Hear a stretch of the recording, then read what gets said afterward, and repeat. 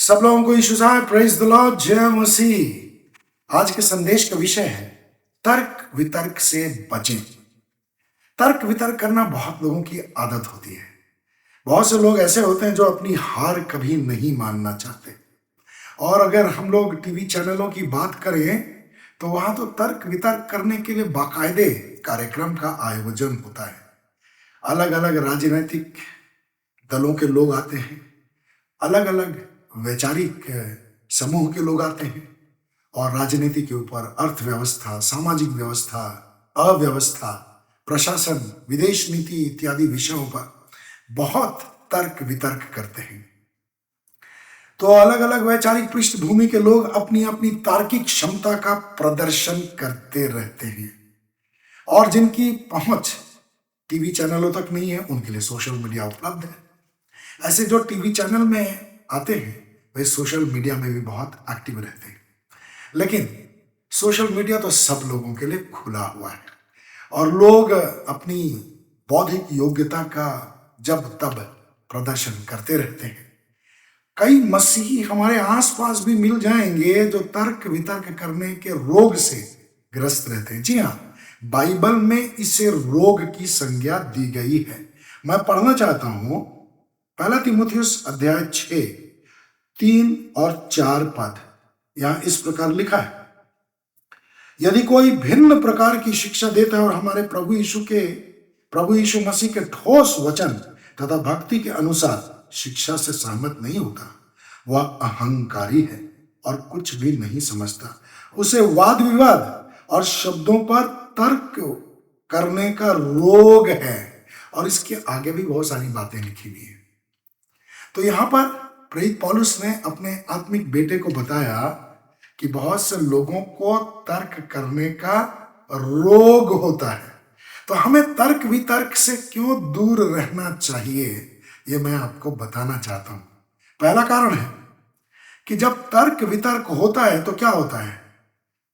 पहला तीमुथियुस 6 अध्याय के 4 पद के अंतिम खंड में लिखा है, जिससे ईर्ष्या, द्वेष, निंदा, अश्लील भाषा, बुरे बुरे संदेह, और आगे 5वां पद अगर आप पढ़ेंगे तो आपको पता चलेगा कि इससे झगड़े भी उत्पन्न होते हैं।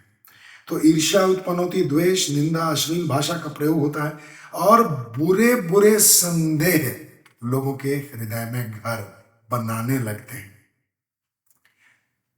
तो प्रभु के लोगों को, प्रभु के भक्तों को क्या करना चाहिए?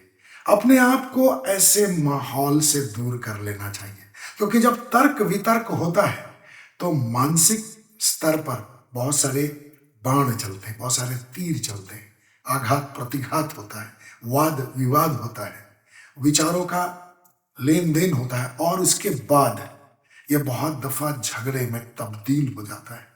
और ऐसा होने से क्या होता है कि अंधकार की शक्तियों को, अंधकार की ताकतों को हमारे जीवन में हस्तक्षेप करने का अवसर मिल जाता है। और यदि हम लगातार तर्क वितर्क के माहौल में रहें तो हमारे अंदर से प्रभु की शांति खत्म होने लगेगी और हम अपने आप को उन्हीं तर्क वितर्क के मक्कड़ जाल में पाएंगे। परमेश्वर के वचन का प्रभाव घटेगा हमारे हृदय में, हमारे मस्तिष्क में, और दुष्टता की ताकतें हमारे ऊपर प्रबल होने की कोशिश करेंगे। इसलिए हमें तर्क वितर्क से बचना चाहिए। हालांकि ऐसा माना जाता है कि जो सांसारिक दृष्टिकोण से बुद्धिमान होते हैं वे तर्क वितर्क करते हैं और अपने तर्कों से दूसरों को पराजित करने की क्षमता हमारे अंदर में होनी चाहिए। तो हम तर्क वितर्क करके दूसरों को अगर पराजित कर देते हैं, इसमें कोई बड़ी बात नहीं। अगर हमारे अंदर में सत्य नहीं है तो दूसरों को पराजित करके भी क्या होगा। तो हमारे अंदर में परमेश्वर का सत्य होना चाहिए। दूसरा कारण क्यों मसीहियों को तर्क वितर्क करने से अलग रहना चाहिए। हमारा जीवन तर्क वितर्क की क्षमता या बौद्धिक योग्यता पर आधारित नहीं है। हमारा जीवन विश्वास पर आधारित होना चाहिए। बाइबल के पात्रों ने अपने आप को सिद्ध करने के लिए तर्क का सहारा नहीं लिया, तर्क वितर्क का सहारा नहीं लिया, वाद विवाद का सहारा नहीं लिया। नूह ने जहाज बनाने के कार्य को तर्क के द्वारा सही ठहराने की कोशिश नहीं की। उसने बहुत ही शांति पूर्वक लगभग 100 वर्षों तक परमेश्वर के निर्देश के अनुसार कार्य किया, उस जहाज को बनाने के लिए, जिसमें उसका पूरा परिवार और परमेश्वर के निर्देशानुसार जो पशु थे वे बचाए जाने वाले थे। उसे तर्क का सहारा नहीं लिया।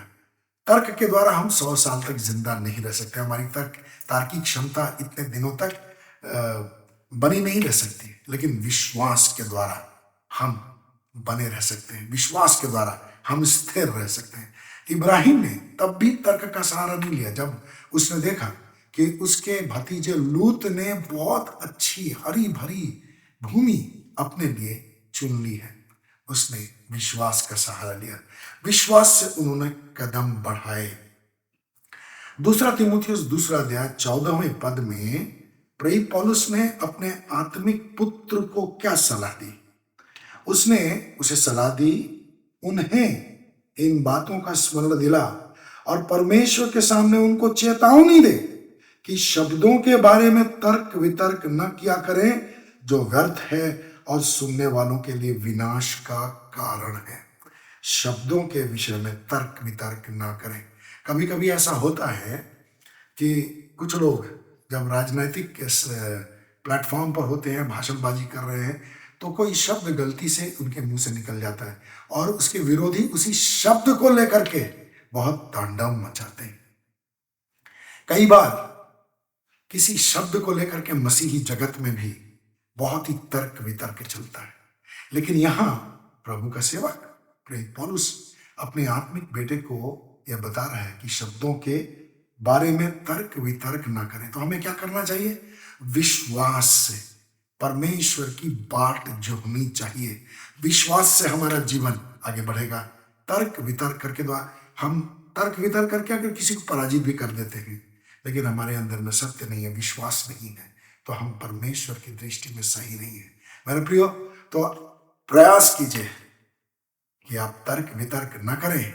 वो आपको गलत समझता है, समझने दीजिए, लेकिन आपका जीवन विश्वास से आगे बढ़ना चाहिए। प्रभु आपको आशीष दे।